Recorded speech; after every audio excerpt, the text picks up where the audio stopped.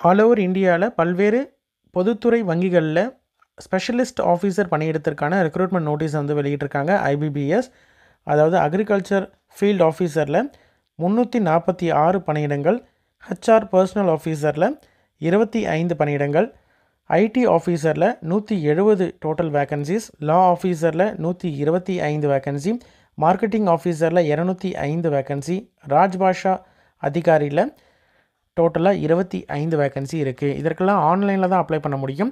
ஆன்லைனில் அப்ளை பண்ணுறதுக்கான கடைசி நாள் 21/8/2024.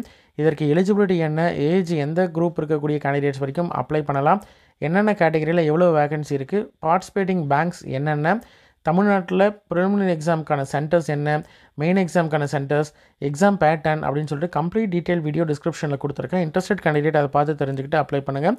உங்களோட ஃப்ரெண்ட்ஸ் சர்க்கிளில் யாராவது இதில் இருக்கக்கூடிய பணியிடத்திற்கு